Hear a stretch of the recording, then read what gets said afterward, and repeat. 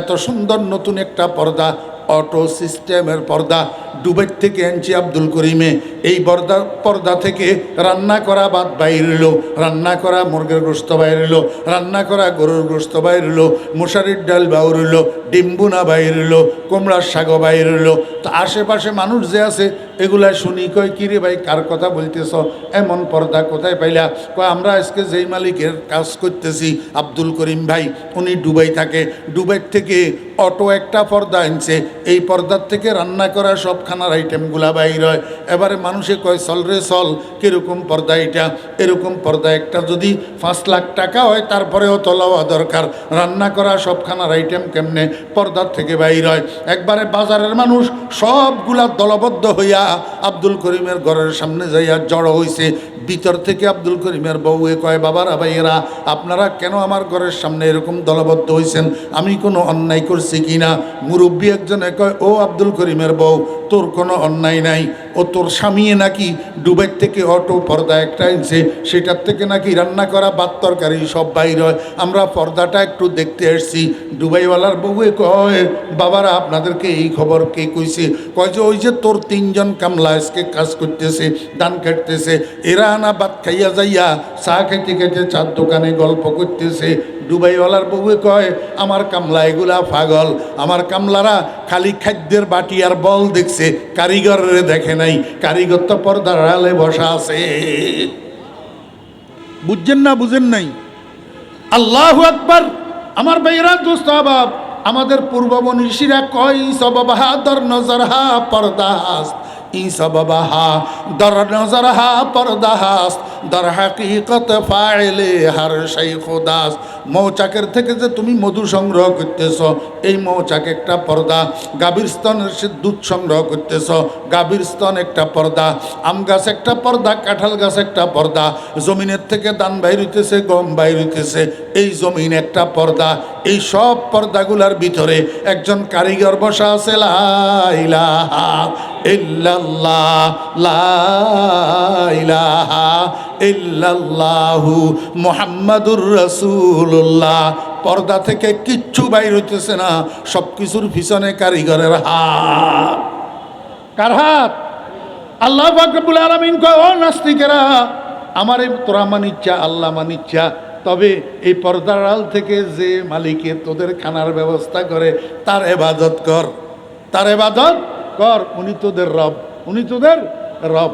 এই জন্য আল্লাহ পাক রব্বুল আলামিন ডাইরেক্ট আল্লাহ পাকের জাতি নামটা ব্যবহার করেন নাই। ওই গুণবাচক নামের মধ্যে রব নামটা আল্লাহ পাক ব্যবহার করছেন। 1 নম্বর কারণ। 2 নম্বর কারণ শুনেন, এটা শুনলে শেষ। 2 নম্বর কারণ শুনলে শেষ। আমার ভাইয়েরা দোস্ত আবাব, আল্লাহ পাক রব্বুল আলামিন সমস্ত মানুষগুলাকে বানাইয়া দুনিয়াতে পাঠানোর আগে এক জায়গায় একটা মহাসমাবেশের আয়োজন করছে। কি মহাসমাবেশ? কি কথা কয় না? শীত লাগেননি? বাদ দি। হ্যাঁ, আল্লাহ পাক একটা মহাসমাবেশের আয়োজন করছে। কোথায়? জায়গাটার নাম হলো আলমে আরওয়াহ।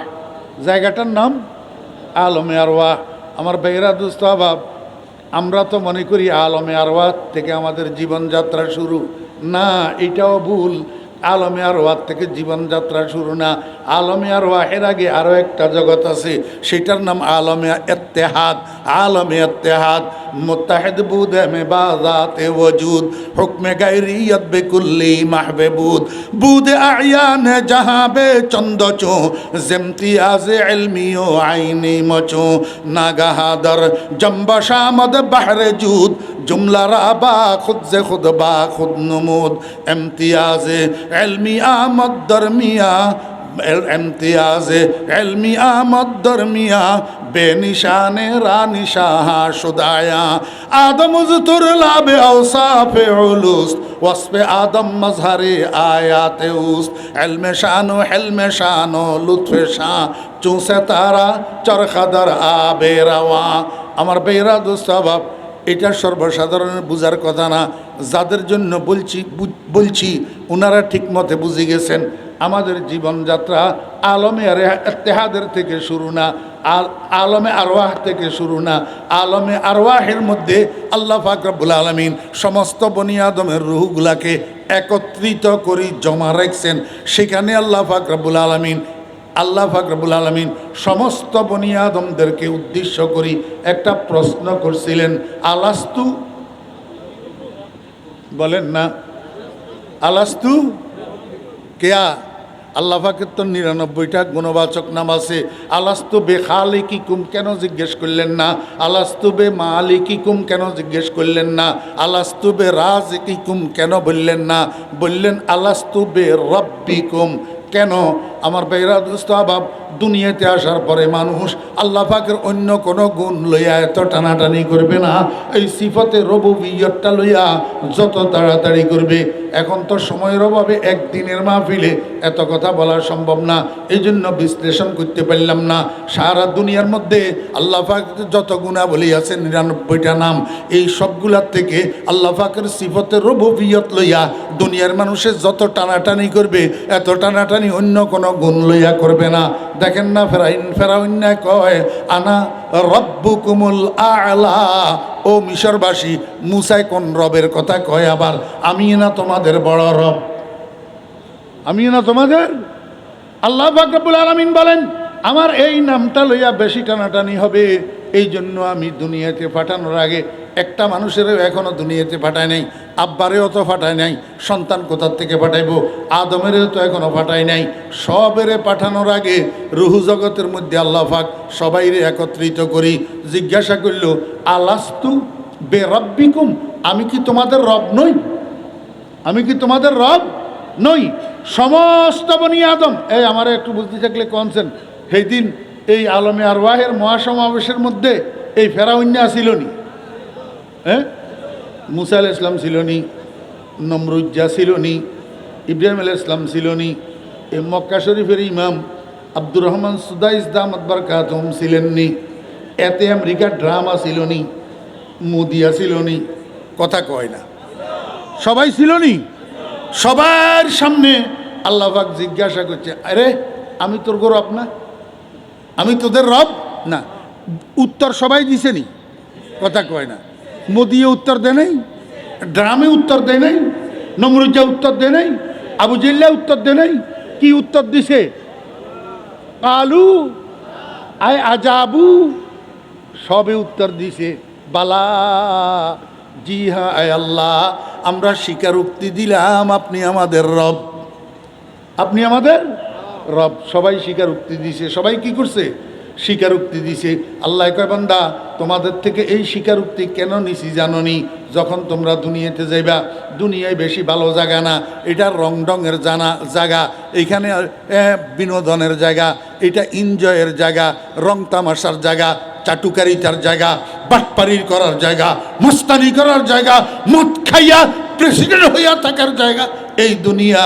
খবরদার, এখান থেকে এই স্বীকারোক্তি নিয়ে তোমাদেরকে দুনিয়াতে গালি দিছি। তুই যাইয়া আমার পক্ষ থেকে হেরে গালি দিয়ায়। কয় হুজুর এটা কি কথা বললেন? তার তো শাস্তি দেওয়া দরকার। হযরতে আলী রাদিয়াল্লাহু আনহু বলেন, সে যতক্ষণ পর্যন্ত আমাকে আক্রমণ না করবে, নির্যাতন না করবে, ততক্ষণ পর্যন্ত আমি তাকে আক্রমণ করতে পারবো না। কারণ ইসলামের বিধান হইল জাযাউ সাইয়্যাতিন সাইয়্যাতুন মিসলুহা। তোমার যদি কেউ গালি দে, তুমি তারে গুলি করে দিবা, এটা ইসলামের বিচার নয়, এটা ইসলামের বিচার। রাসূল আকরাম সাল্লাল্লাহু আলাইহি ওয়াসাল্লাম আবু বকরের জন্য ওয়ারেন্ট জারি করছে, গ্রেফতারি পরোয়ানা জারি করছে। কি? সাহাবী একজনের হুকুম দিছে, আমার সাহাবী তুমি একটু যাও, আবু বকর যেখানে পাও সেখান থেকে আমার কাছে নিয়ে আসো। এই সাহাবী যাই আবু বকর সিদ্দিক রাদিয়াল্লাহু আনহুকে সাথে করে নবীজির দরবারে নিয়ে আসছে। আপনারা যারা প্যান্ডেলের বাইরে এখানে দাঁড়ায় রয়েছেন, সুন্দর লাগলে এখানে বসলে ভালো না, বসতে আরাম, দাঁড়াই থাকতে কষ্ট।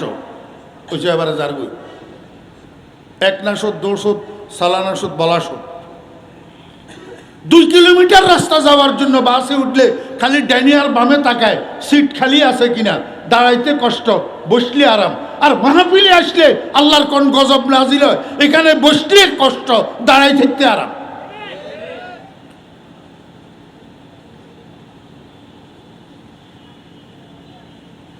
মনোযোগ আসেনি?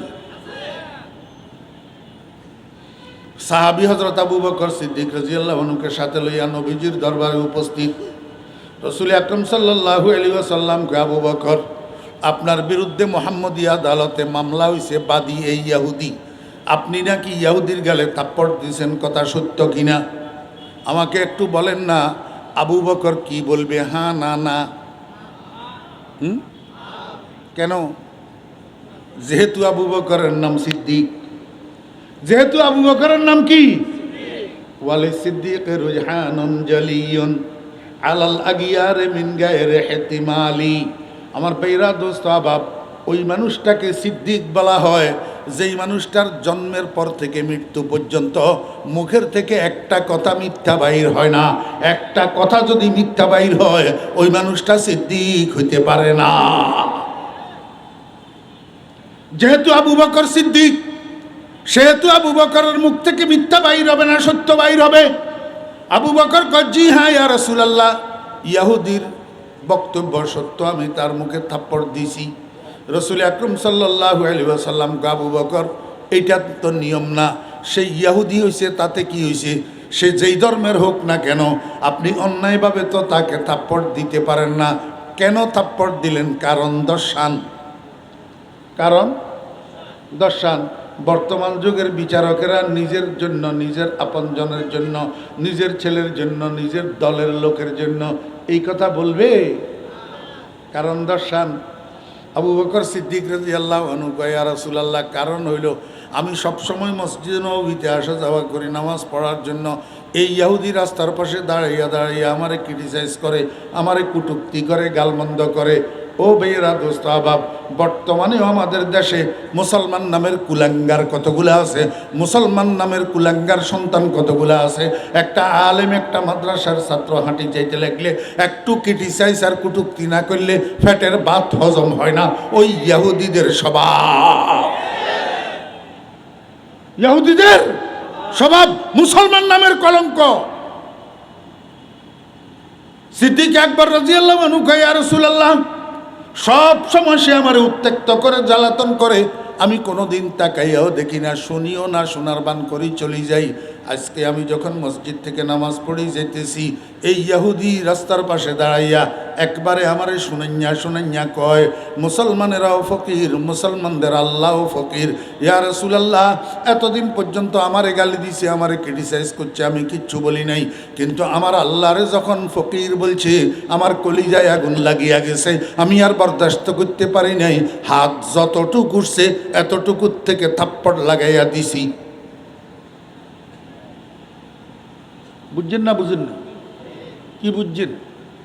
আমার ভাইয়েরা, দোস্ত, আবাব, এটা ইমানের চাহিদা, এটা ইমানের তাকাজা। ইমান যদি কলিজায় থাকে, দুনিয়ার সব কিছু মানতে পারে, কিন্তু আল্লাহর উপরে আক্রমণ, রসুলের উপরে আক্রমণ মানতে পারে না। ইমানদারের সামনে আল্লাহ, আল্লাহ রসুলের উপরে আক্রমণ হইলে ইমানদারের কলিজায় আগুন লাগি যায়। জি, তোর যদি না লাগে তাহলে তুই ইমানদার নামের কলঙ্ক। তোর ইমানের মধ্যে ঘাটতি আছে, তোর ইমানের মধ্যে কি আছে? ঘাটতি আছে। এই জন্য তুই মুসলমান নাম ধারণ করি। আরে বাপরে বাপ, নাম কত সুন্দর, আরবি নাম, নাম কত সুন্দর, আরবি নাম। এত সুন্দর একটা নাম বহন করি, এতে আবুল্লাহর হকে কথা কর। তার হকে, আবুল্লাহর হকে। তাহলে তোর ইমান কোথায়?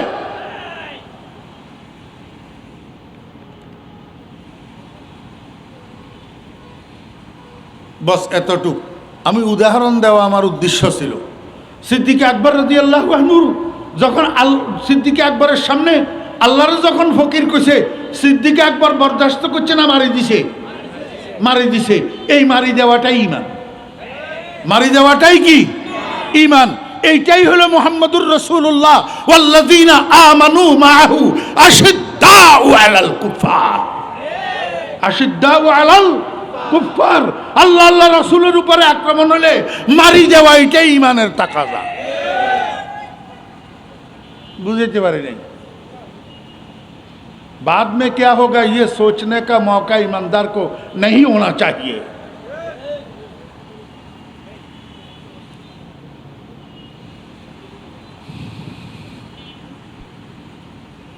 ইয়া আইয়ুহান নাস, হে মানুষগণ, হে মানুষগণ।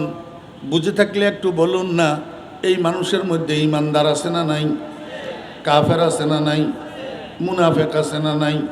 তাহলে মনোযোগ আসেনি? তাফসীর এক ইয়া আইয়ুহান নাসের তিন অর্থ। এক ইয়া আইয়ুহান নাসের কয় অর্থ?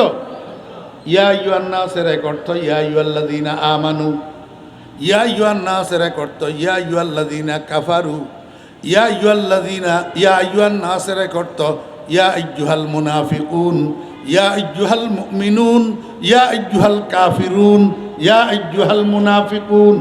একটা শব্দ ডাক তিন দলের। ডাক কয় দলের? তিন দলের। ইয়া আইয়ুহান নাস, ইয়া আইয়ুহাল মুমিনুন, ইয়া আইয়ুহাল কাফিরুন, ইয়া আইয়ুহাল মুনাফিকুন। বুঝে থাকলে বলুন। কেউ কাউকে বিনা দরকারে যদি ডাকে তো জিজ্ঞাসা করে, ভাই আমারে কি জন্য ডাকছেন? কয় এমনে ডাকছি। কয় তোমারে ফুসমাসের শীতে ধরছে নি কোনো, পাগল নি কোনো? বিনা কারণে বিনা দরকারে এমনে যদি কেউ ডাকে, এটারে পাগল কয় না? তা আল্লাহ পাক এই তিন দল মানুষের এক শব্দ দিয়া ডাকলেন, বিনা দরকারে ডাকছে না কিছু বলার জন্য ডাকছে? কি বললেন? ইয়া আইয়ুহান নাস, হে মানুষেরা, হে মানুষেরা, অর্থাৎ হে ইমানদারেরা, হে কাফেরেরা, হে মুনাফেকেরা। কি জন্য ডাকলেন? আল্লাহ কয় উবুদু। শব্দ কয়টা? একটা। উবুদু। দেখেন এই উবুদু এক শব্দের মধ্যে তিন দলের জন্য তিনটা কাজের আদেশ দিয়েছেন আল্লাহ পাক। কয়টা কাজের? তিনটা কাজের।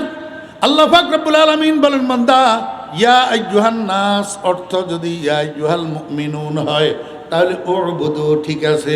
উবুদু তোমরা ইবাদত করো। অর্থ কি? আল্লাহ পাকের হুকুমগুলা পালন করো, নিষেধগুলার থেকে বাঁচিয়া থাকো। এটার নাম ইবাদত। এটার নাম কি? আর যদি ইয়া আইয়ুহান নাসের অর্থ ইয়া আইয়ুহাল কাফিরুন হয় তখন ইবাদতের অর্থ ঈমান। ইবাদতের অর্থ কি? ঈমান। তখন উবুদু অর্থাৎ আমিনু। হে দুনিয়ার কাফেররা, বাঁচতে যদি চাও, স্বর্গ যদি চাও, তাহলে ঈমান আনো। তাহলে কি করো? ঈমান আনো। উবুদু মানে আমিনু। আর যদি ইয়া আইয়ুহান নাসের অর্থ ইয়া আইয়ুহাল মুনাফিকুন হয় তাহলে উবুদু শব্দের অর্থ হলো আখলিসু। ও দুনিয়ার মুনাফিকের বাচ্চারা, দ্বিমুখী স্বভাব পরিহার করো। রাত্রে একরকম, দিনে একরকম। কখনো কখনো ওয়াজ মাহফিলে যাইয়া চাইটা বক্তব্য দিবা, আর কখনো কখনো দুর্গা পূজায় যাইয়া আবার শুভেচ্ছা জানাইবা। হ্যাঁ, দ্বিমুখী স্বভাব পরিহার করো, একমুখী হয়ে যাও। একমুখী। এই মুনাফিকেরা কিসের মতো জানেননি? দেখেন আল্লাহর রাসূলে কইছে, আপনারা আমার দোষ দিলে লাভ নাই, আমি তো নবীজির হাদিসের অনুবাদ করতেছি। কালা রাসূলুল্লাহ সাল্লাল্লাহু আলাইহি ওয়াসাল্লাম, মাসালুল মুনাফিকি কাশাতিল আয়রাতি বাইনাল গনামাইন তাইরু ইলা হাযা মাররাতান ওয়া ইলা হাযা মাররাতান। হাটাজারিতে ছাগল আসেনি? ছাগল কয় প্রকার? তিন প্রকার। ছাগল কয় প্রকার? তিন প্রকার। এক প্রকার ছাগলের নাম হইল ফাটা। এক প্রকার ছাগলের নাম কি? ফাটা। আরেক প্রকার ছাগলের নাম হইল খাসি। আরেক প্রকার ছাগলের নাম কি? খাসি। আরেক প্রকার ছাগলের নাম হইল ছাগি বা ফাঁড়ি। ছাগি বা ফাঁড়ি। আমার বেড়া দোস্ত আবাব, যেগুলার থেকে বাচ্চা হয়, যেগুলার থেকে কি হয়? বাচ্চা হয়। বাচ্চা হওয়ার আগে ছাগি ছাগল, ফাঁড়ি ছাগলে ডাক ধরে। এখন চট্টগ্রামের ভাষা তো আমি জানি না। জবানে আরে মন তুর্কি ও মন তুর্কি নমি দানম আগার বুদে চে খুশবু দে জবানম দর দেহানে উ। কবি কয় বন্ধুর ভাষা তুর্কি ভাষা, আমি তো তুর্কি ভাষা জানি না, এই জন্য বন্ধুরে পরিপূর্ণভাবে মনের ভাব বুঝাইতে পারি না। আহ, কত ভালো হইতো আমার জিহ্বাটাও যদি আমার বন্ধুর মুখের মধ্যে স্থাপিত হইতো।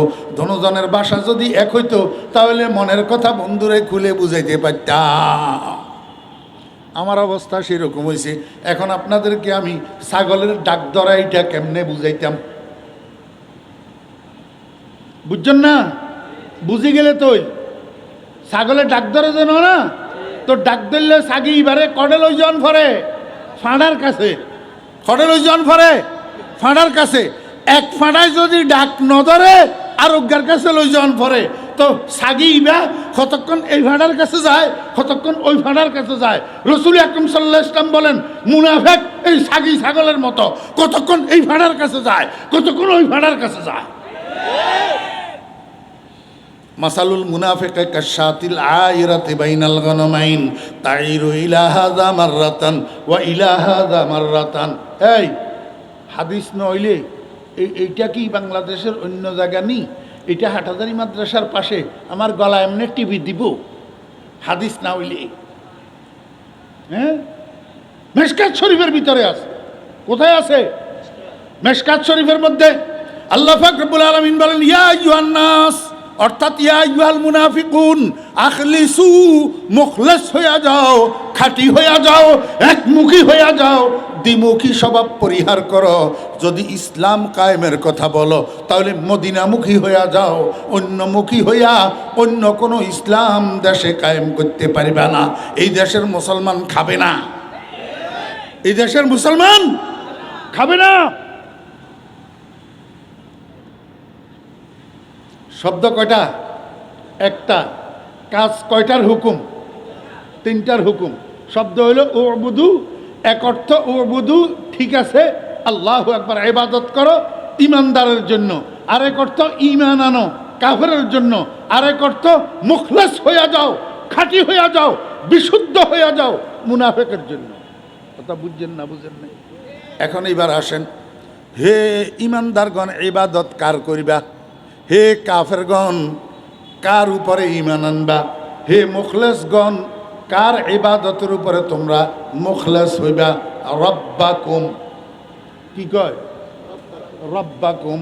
হে ইমানদারগণ তোমরা তোমাদের রবের ইবাদত করো।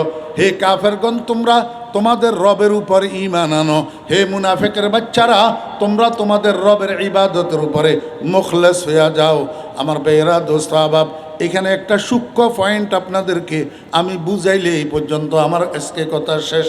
শব্দটা হইল আল্লাহ পাক ইয়া আইয়ুহান নাসু উবুদুল্লাহ বলে নাই, অথচ কোরআনের জায়গায় জায়গায় আল্লাহ পাক বলছেন ইয়া আইয়ুহান নাসু, ইয়া আইয়ুহাল্লাযীনা আমানুত্তাকুল্লাহ। আল্লাহ শব্দ ব্যবহার করেন নাই।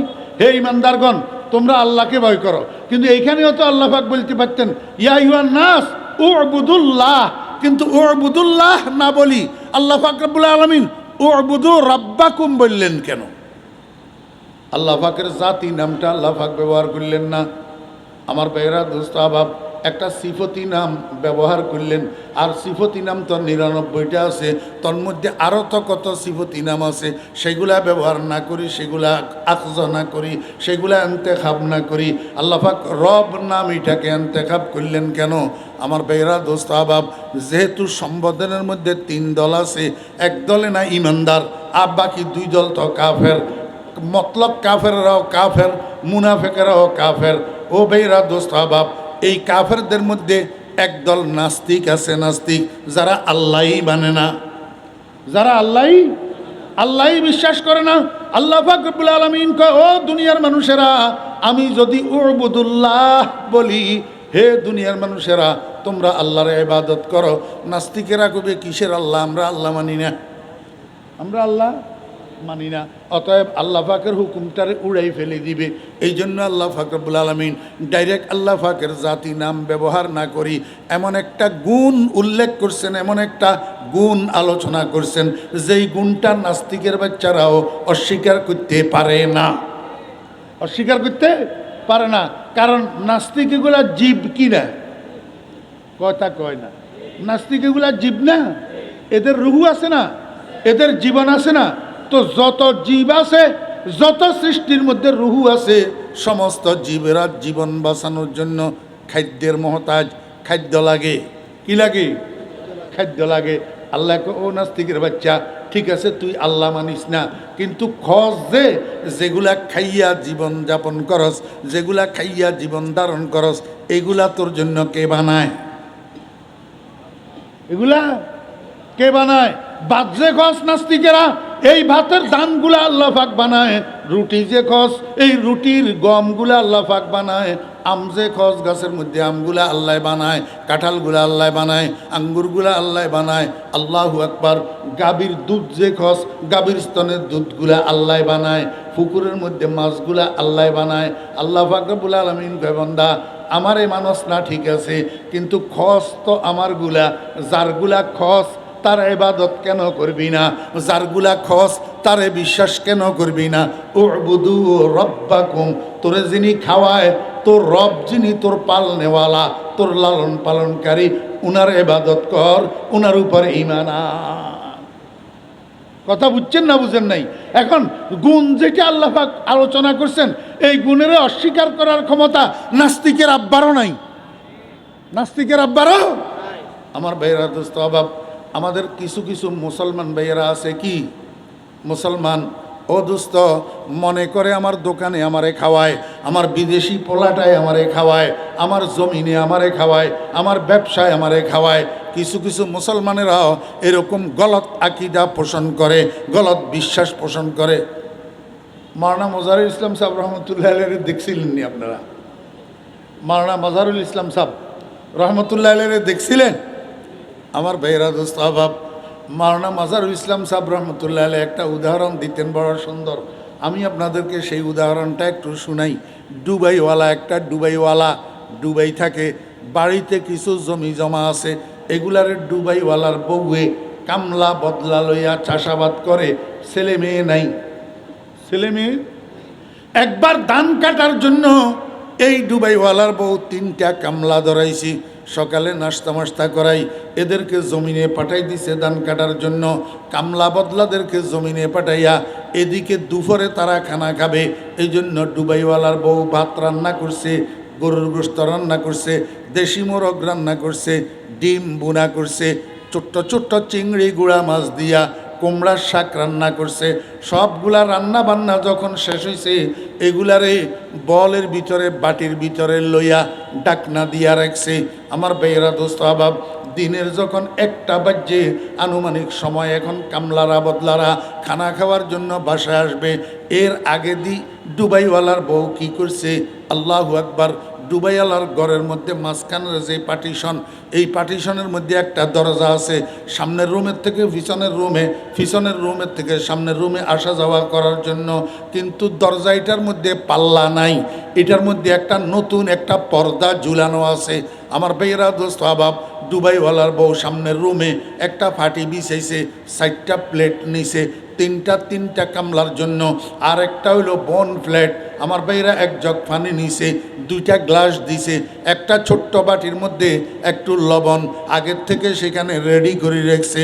আমার ভাইয়েরা এগুলা রেডি করি ওই দুবাইওয়ালার বউ পিছনের রুমে চলে গেছে। ইতিমধ্যে বদলা কামলারা গা গোসল করি সামনের রুমে আসি বসছে খানা খাওয়ার জন্য। এখন দুবাইওয়ালার বউরা তো, আমার ভাইয়েরা দোস্ত আহবাব, আমি আমার এলাকার কথা বলতেছি, আপনাদের এলাকার কথা না। দুবাইওয়ালার বউরা তো, দুবাইওয়ালারা বিদেশ যাওয়ার সময় বউয়ের নামে অ্যাকাউন্ট করে রাখি যায়, আব্বার নামে অ্যাকাউন্ট করে না, আব্বারে বিশ্বাস করে না, বউয়ের নামে অ্যাকাউন্ট করে যায়। এখন বউয়েরা ব্যাংকের থেকে টাকা উঠাই, বেনিটি ব্যাগ একটা কাঁধের সাথে ঝুলাইয়া এবার মার্কেটে শাড়ির দোকানে ড্যাং ড্যাং ড্যাং ড্যাং করে। পর্দা ফুসিদার বালাই নাই, হাটাদারি নাই, আমাদের এদিকে আছে। হ্যাঁ আমার ভাইয়েরা দোস্ত আহবাব, সব দুবাইওয়ালার বউ কিন্তু একরকম না। এই দুবাইওয়ালার বউ এইটা বেপরদা না, এটা কিন্তু পর্দানসী মহিলা, বদলা কামলাদের সাথে দেখা দিবে না। এই জন্য ওই যে সামনের রুমে আগের থেকে সব কিছু সাজাইয়া গুছাইয়া পিছনে আসি এবার বলের মধ্যে যে ভাত লইছে, বাটিয়ে যে তরকারি লইছে, পর্দার আড়ালে বসি এগুলারে পর্দার নিচে দিয়ে ঠেলিয়া দে, আর বদলারা টানিয়া লইয়া সেরা সব খাইছে। খাইয়া দাইয়া এবার শেষ করি, পাশে চার দোকান আছে, ওই চার দোকানে যাইয়া এবার গল্প করতেছে, বাইরে ভাই আজকে এমন এক মালিকের কাজ করলাম। তাওয়াক্কালু আলাইহি ওয়া নাউযু বিল্লাহি মিন শুরুরি আনফুসিনা ওয়া মিন সাইয়্যাতি আ'মালিনা। من يهد الله فلا مضل له ومن يضلله فلا هادي له ونشهد أن لا إله إلا الله وحده لا شريك له ونشهد أن سيدنا ومولانا محمدا عبده ورسوله صلى الله تعالى عليه وعلى آله وأصحابه وبارك وسلم تسليما كثيرا. أما بعد فأعوذ بالله من الشيطان الرجيم. بسم الله الرحمن الرحيم.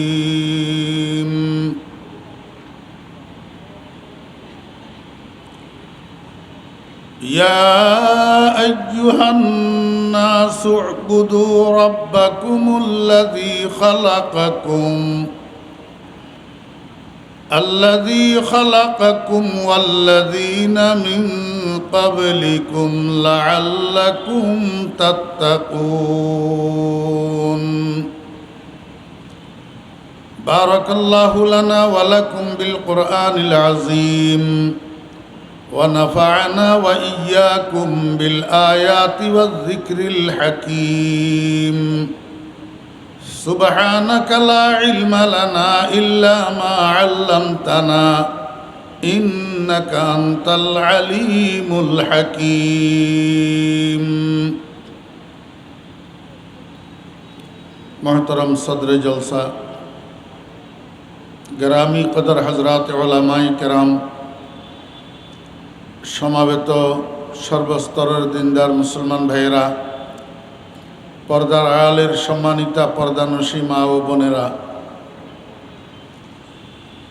মহান আল্লাহ রাব্বুল আলামিনের অপরিসীম দয়ার ইহসান আল্লাহ রাব্বুল আলামিন আমাদেরকে আজ 25শে ডিসেম্বর 2025 ইংরেজি তারিখে চট্টগ্রামের হাটহাজারী ঐতিহ্যবাহী দ্বীনি সংগঠন আল আমিন ফাউন্ডেশনের উদ্যোগে আয়োজিত 2 দিন ব্যাপী এই মহতী তাফসীরুল কোরআন মাহফিলের আজ প্রথম দিবসের শেষ পর্যায়ে আমাদেরকে অংশগ্রহণ করার জন্য যে মহান রব্বুল আলামিন তৌফিক দিয়েছেন, আমরা সবাই সেই মহান রব্বুল আলামিনের শুকর আদায় করি আলহামদুলিল্লাহ।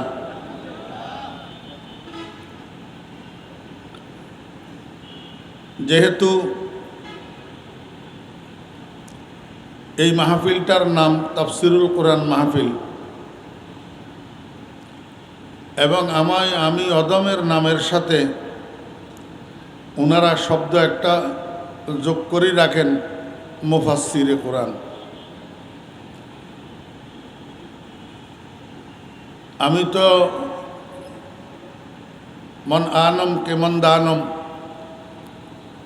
নালায়েক মানুষ, জাহেল মানুষ। ওনাদের হোসনে জন হিসাবে ওনারা বলেন।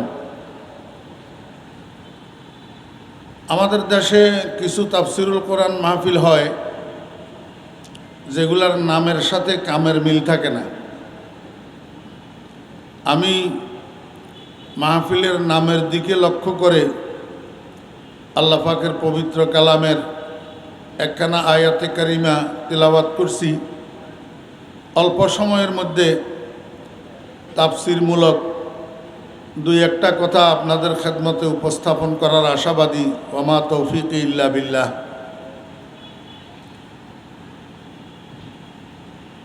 যে আয়াতটা আমি তেলাওয়াত করছি, এটা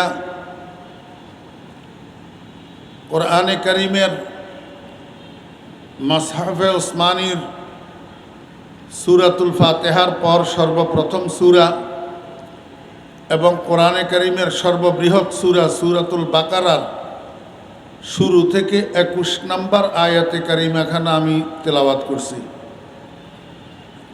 এর আগে সূরাতুল বাকারার শুরু থেকে আরও 20টা আয়াত আছে। এই 20টা আয়াতকে আল্লাহ পাক 4 ভাগে ভাগ করছেন।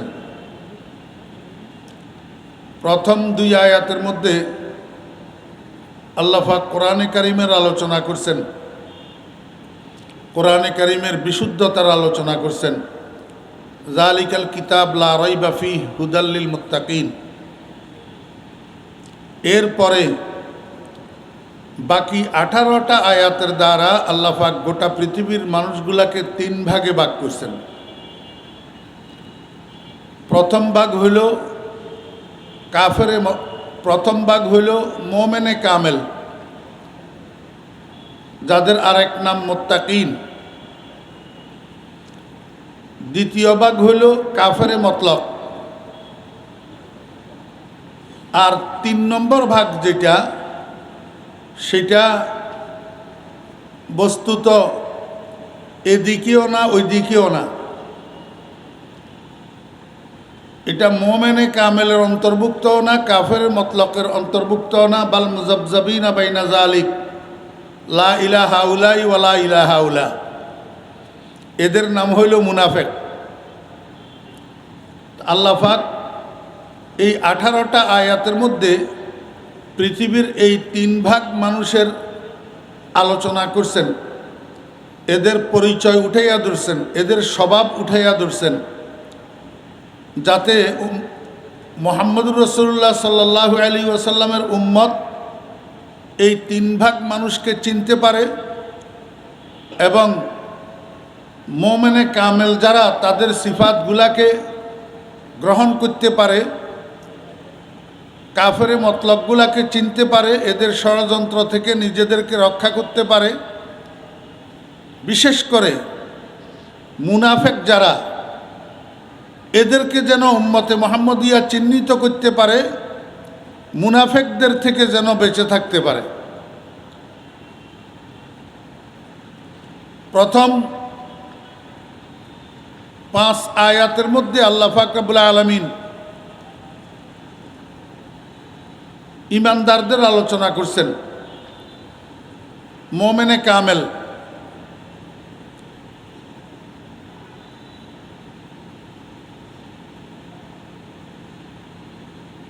তিন আয়াতের মধ্যে মোমেনে কামেলার আলোচনা করছেন। এরপরে 2 আয়াতের মধ্যে কাফেরদের আলোচনা করছেন। তো 3 আর 2 এ 5, কোরআনে কারিমের আলোচনার 2 আয়াত 7 আয়াত। তো 20 আয়াতের থেকে 7 আয়াত গেলে আরও 13 আয়াত। এই মুনাফেকের বাচ্চাদেরকে চিনাইতে আল্লাহ পাকের 13টা আয়াত খরচ হয়েছে।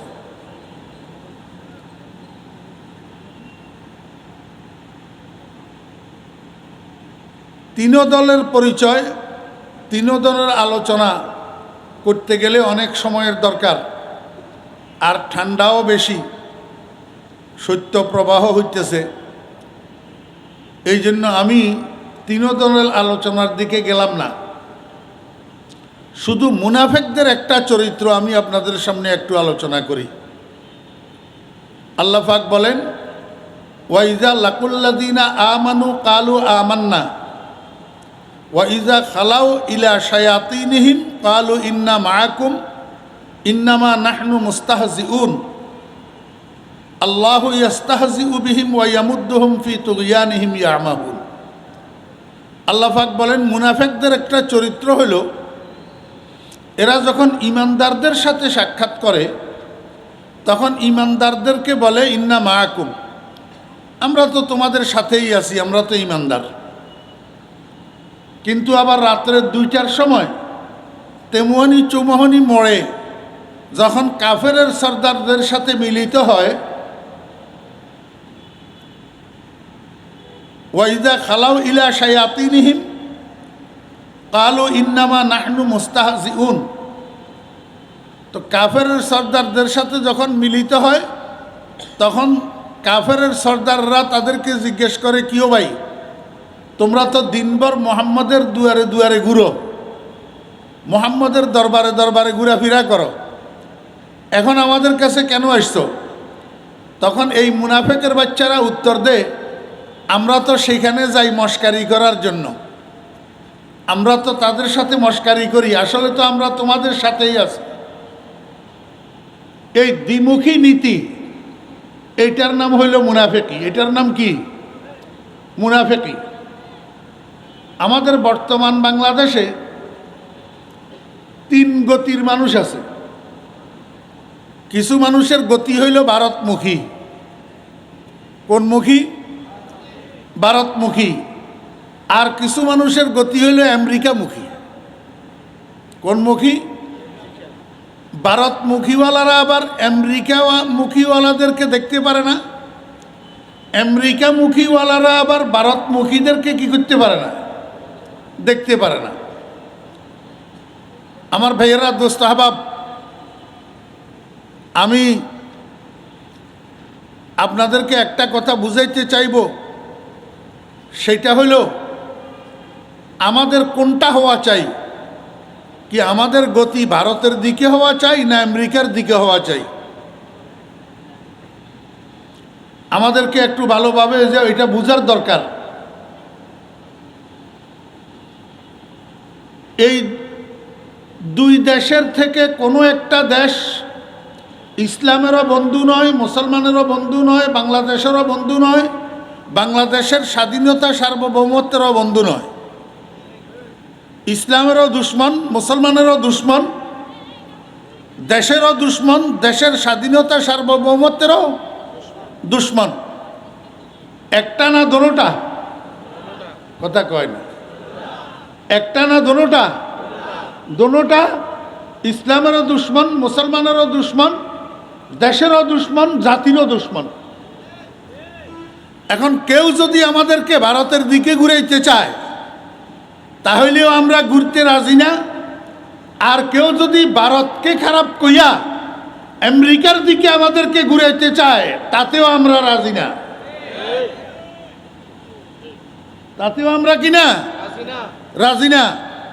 গোলা পানিতে মাছ শিকার করিয়া কেউ যদি নিজের উদ্দেশ্য হাসিল করতে চায়, মুসলমানেরা এখন সজাগ, মুসলমানেরা কাউকে গোলা পানিতে মাছ শিকার করতে দিবে না।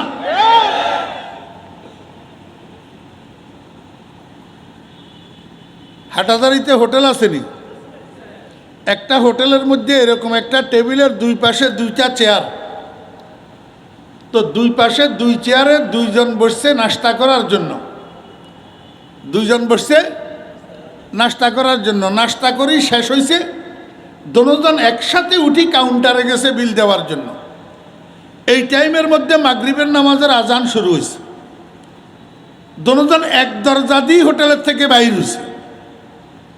বাইরই একজন গেল ডান দিকে, আরেকজন গেল বাম দিকে। কেন? ডান দিকে কিছু দূর গেলে একটা মসজিদ, আর বাম দিকে কিছু দূর গেলে একটা মন্দির। একটা কি? মন্দির। তা একজনের গতি মসজিদের দিকে, আরেকজনের গতি মন্দিরের দিকে। এবার বুঝে থাকলে বলুন তো, মসজিদের দিকে গতি কার? মুসলমানের। আর মন্দিরের দিকে গতি কার? হিন্দুর। মাইলে মোমেন সোয়ে মসজিদ মিশাওয়াত, মাইলে মোমেন সোয়ে মসজিদ মিশাওয়াত, মাইলে হিন্দু সোয়ে মন্দির মিশাওয়াত। আমার ভাইয়েরা, দোস্ত আহবাব, এখন আমাদের দেশের মানুষ তিন ভাগে বিভক্ত হয়েছে। এক ভাগের গতি ভারতের দিকে, আরেক ভাগের গতি আমেরিকার দিকে। আমার দাদা পীর ফটিয়ার হজরত মুফতি শাহ হুজুর রহমতুল্লাহ আলাই আল্লাহর দরবারে বসে বসে কান্দে। কি কয়? না আমেরিকা না লন্ডন সে হো উলফত, হামে মস্তে মদিনা কর খুদায়া। এ আল্লাহ, আমি আমেরিকামুখীও হইতে রাজি নাই, লন্ডনমুখী হইতে রাজি নেই। আয় আল্লাহ, আমার গতি আমেরিকার দিকেও না হোক, আমার গতি লন্ডনের দিকেও না হোক। আয় আল্লাহ, তুমি আমাকে মদিনার পাগল বানাইয়া দাও। আমাকে একটু বুঝে থাকলে বলুন, মুসলমানের গতি কোন দিকে হবে? সবাই বলেন, মুসলমানের গতি কোন দিকে হবে? মদিনার দিকে।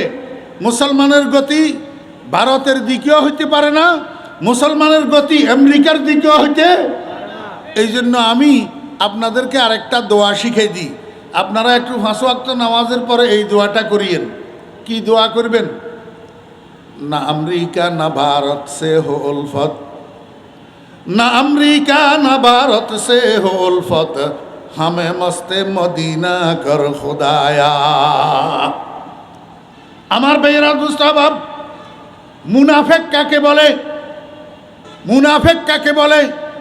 যারা বাহ্যিকভাবে মদিনার কথা বলে, মদিনাওয়ালার কথা বলে, মদিনার কামলিওয়ালার কথা বলে, কিন্তু ভিতরে ভিতরে আমেরিকার কথাই চলে।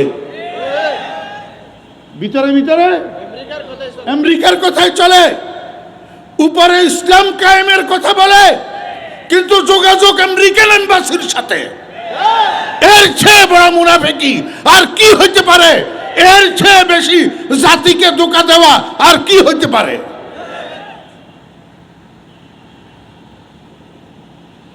আমেরিকা মুসলমানের বন্ধু? আমেরিকা বাংলাদেশের বন্ধু? বাংলাদেশের স্বাধীনতা সার্বভৌমত্বের বন্ধু? তো যারা আমেরিকার সাথে গোপনে সম্পর্ক রাখে, জাতিকে ধোঁকা দিয়া, এরাও ইসলামের বন্ধু নয়।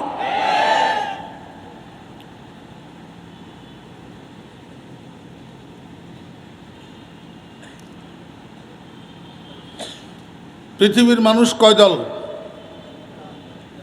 বলেন? মনে রাখতে হবে তো কথা। পৃথিবীর মানুষ কয় দল? 1 নম্বর দল ইমানদার, 1 নম্বর দল ইমানদার, 2 নম্বর দল কাফের, 2 নম্বর দল কাফের।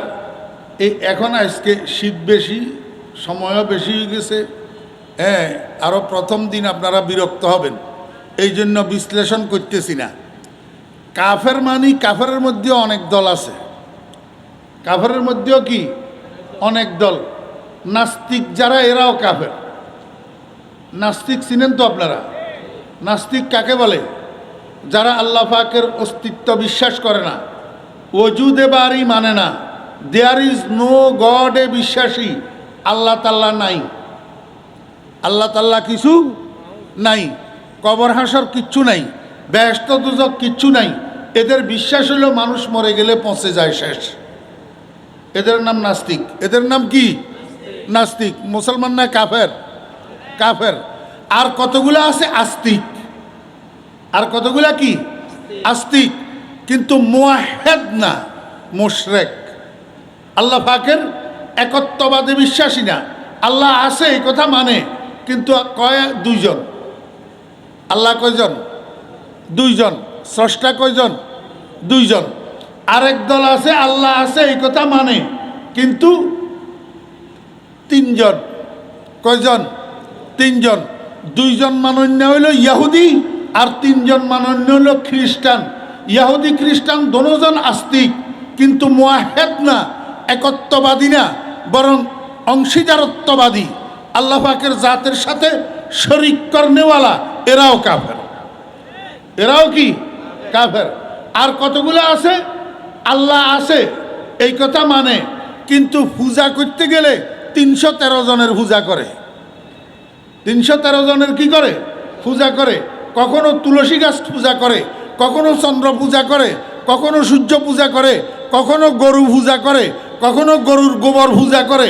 হ্যাঁ, আবার কখনো নিজের হাতে মাটি দিয়া পুতুল একটা বানাইয়া এটারে পূজা করে। কাঠের বানানো পুতুল একটার পূজা করে, পাথরের বানানো পুতুল একটার পূজা করে। এই 13 কুড়ি মাবুদের পূজা করেন না, এরাও মুশরিক, কাফের। কথা বুঝছেন না? বুঝেন নাই? তাহলে 1 নম্বর দল হইল ইমানদার, 2 নম্বর দল কাফের, 3 নম্বর দল মুনাফিক। কয় দল হইল? আল্লাহ পাক রব্বুল আলামিন এই তিন দল মানুষকে একসাথে একটা শব্দ দিয়া ডাক দিছেন, ইয়া আইয়ুহান নাস। আপনারা বুঝে থাকলে একটু বলুন তো, নাস শব্দের অর্থ কি? নাস শব্দের অর্থ মানুষ। এতে এই আবুল সরকারের নাম শুনছেন নি আপনারা? আবুল সরকার, বাউল তাউল কইয়েন না, হাতে বাউল না, হাতে আবুল সরকার। হাতে কি? আবুল সরকার। বেয়াদ্দবের কোনো দল নাই, বেয়াদ্দবের কোনো পরিচয় নাই। হেরে বাউল কইলে বাকি বাউলওয়ালারা মনে কষ্ট নিবে। বাউল একবার মুখে উচ্চারণ করিয়েন না। হাতে আবুল সরকার, হাতে কি? আবুল সরকার। এই বেয়াদ্দবে কয় নাস শব্দের অর্থ বলে নাচ। নাচ শব্দের অর্থ কি? নাচ। কয় কিরে তোর গো কোথায় এত নাচতে? কয় কা কোথায় কইছি এত নাচতে? কয় কুল আউযু রাব্বিন নাস মালিকিন নাস ইলাহিন নাস। বলে খোদাই বলে খালি নাচতে কইছে বলে। আপনারা একটু আমাকে বলুন তো, এই নাচ শব্দের অর্থ নাচ না নাচ শব্দের অর্থ মানুষ? তাহলে আবুল্লা বেয়াদ্দব। এই বেয়াদ্দবে আল্লাহ পাকের কোরআনের মধ্যে বিকৃতি করছে না করে নাই? কোরআনের মধ্যে বিকৃতিকারী ইসলামী হুকুমত হলে ওয়াজিবুল কতল। ইসলামী হুকুমত হলে কি? ওয়াজিবুল কতল। ইসলামী হুকুমত নাই বিদায় এতে জেলখানায় গেছে। যদি ইসলামী হুকুমত থাকতো জেলখানায় যাওয়ার সুযোগ পাইতো না, এর আগে কল্লা যাইতো গা। জি, এই বিয়াদ্দবে আরেক কথা কি বলছে জানেন? আস্তাগফিরুল্লাহ, নকলে কুফর কুফর না বাসত। আমি মুসলমানদেরকে অবহিত করার জন্য বলতেছি। এই বিয়াদ্দবে কয়, আরে মুসলমান, এ তোরগো খোদার মুখ এটা মুখ না ফুটকি? আস্তাগফিরুল্লাহ, লা হাওলা ওয়ালা কুওয়াতা ইল্লা বিল্লাহ। কয় যে এক মুখে দুই কথা কয়, হের এটা মুখ না এটা ফুটকি? কয় তোরগো আল্লাহ এক মুখে এত কথা কয় কা? কি কইছে? কয় তোরগো আল্লাহ একবার বলে যে প্রথম সৃষ্টি বলে এশক এশক, প্রথম সৃষ্টি এশক। তোরগো আল্লাহ আবার কয় প্রথম সৃষ্টি কলম, আবার কয় প্রথম সৃষ্টি আরশ, আবার কয় প্রথম সৃষ্টি নূর। এতগুলা প্রথম সৃষ্টি হয় কেমনে? তোরগো আল্লাহ এক মুখে এত কথা কেমনে বলে? তোরগো আল্লাহর এটা মুখ না ফুটকি? আস্তাগফিরুল্লাহ। প্রথম কথা তো হইল আল্লাহর শানে। এই বেয়াদ্দবে যেই নাশায়েস্তা অসমীচীন অশোভনীয় শব্দ ব্যবহার করছে, এরকম শব্দ এই পর্যন্ত আল্লাহ পাকের শানে কোনো নাস্তিক কোনো কাফেরেও ব্যবহার করে নাই। জি। দ্বিতীয় কথা হইল প্রথম সৃষ্টি আরশ, প্রথম সৃষ্টি নূর, প্রথম সৃষ্টি কলম, এগুলা তো আল্লাহর কথা না। এগুলা আল্লাহর কথা না, এগুলা তো হাদিসের কথা।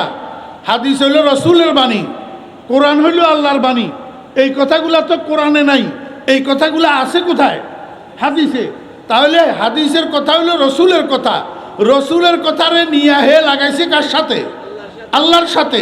আর আল্লাহর সাথে বেয়াদবি করলো যে আল্লাহ বলছে বলি, আসলে তো আল্লাহ এই কথাগুলা বলে নাই। এখন এই বেয়াদবের কি শাস্তি হওয়া দরকার আপনারা বলেন? শাস্তি হওয়ার দরকার আছে না নাই? শাস্তি হওয়ার দরকার আছে না নাই? এখন এই বেয়াদবের পক্ষে যেই বেয়াদবগুলা কথা বলে, ওই বেয়াদবগুলারও শাস্তি হওয়া দরকার। তুই কিসের মুসলমান? তুই কিসের মুসলমান যদি আল্লাহ পাকের উপরে আক্রমণ করার পরে তোর কলিজায় আগুন না লাগে? মুসলমান ইমানদার সব কিছু বরদাস্ত করতে পারে, নিজের জানের উপরে আক্রমণ বরদাস্ত করতে পারে, মালের উপরে আক্রমণ বরদাস্ত করতে পারে, সন্তানের উপরে আক্রমণ বরদাস্ত করতে পারে, নিজের ইজ্জতের উপরে আক্রমণ বরদাস্ত করতে পারে, কিন্তু আল্লাহ আল্লাহ রাসূলের উপরে আক্রমণ ইমানদার কোনোদিন বরদাস্ত করতে পারে না। আমি ছোট্ট একটা ঘটনা আপনাদেরকে একটু স্মরণ করাই দিই, আপনাদের তো মনে থাকার কথা। আরও অন্য অন্য বয়ানেও বলছি, ইউটিউবের মধ্যে আপনারা শোনেন। অনেকে জানার কথা, কিন্তু আফাতুল ইলমি আন নিসিয়ান তো আমরা অনেক সময় ভুলি বসি থাকি, তো এটা স্মরণ করাই দিলে একটু কি হয়, তাজা হয়। একটু স্মরণ করাই দিই। রসুল আকরাম সাল্লাল্লাহু আলাইহি ইসলামের সাহাবী হযরত আবু বকর সিদ্দিক রাদিয়াল্লাহু আনহু মসজিদে নববীতে আসা যাওয়া করে নামাজ পড়ার জন্য। তো ইহুদির বাচ্চা একটা রাস্তায় দাঁড়ায়, প্রতিনিয়ত আবু বকর সিদ্দিক রাদিয়াল্লাহু আনহুকে উত্ত্যক্ত করে, ক্রিটিসাইজ করে, কটূক্তি করে, গালমন্দ করে, শুনাই আবু বকরের শুনাই। কিন্তু আবু বকর শুনছে বলিয়াও কোনোদিন তাকায় না তার দিকে, কোনো প্রতিবাদও করে না। হ্যাঁ, শুনে নাই মতো আবু বকর চলে যায়। একদিন হযরত আবু বকর সিদ্দিক রাদিয়াল্লাহু আনহু মসজিদ নববী থেকে নামাজ পড়ি বাসায় যাইতেছে। এই রাস্তার পাশে ইহুদিটা দাঁড়াই আবু বকরের শুনাই কয়, মুসলমানেরাও ফকির, মুসলমানদের খোদাও ফকির। হইছে নি? মুসলমানেরাও ফকির, মুসলমানদের খোদাও ফকির। আবু বকর সিদ্দিক রাদিয়াল্লাহু আনহু হার্ট ব্রেক, হ্যাঁ হাঁটতেছিলেন না, দাঁড়াই গেছে। এমনি হাত যতটুক উঠছে এতটুকের থেকে গালের উপরে দিছে থাপ্পড়। কার গালে? ইহুদির গালে। ইহুদি থাপ্পড় খাইয়া গেছে মসজিদ নবীর ভিতরে। রাসূল আকরাম সাল্লাল্লাহু আলাইহি ওয়াসাল্লাম সাহাবায়ে কেরামের মজলিসের মধ্যে বসা ছিলেন। ইহুদি যাইয়া কয়, এই মুহাম্মদ, তোমার আবু বকরে আমার মুখের উপরে থাপ্পড় দিছে, আমি বিচার চাই।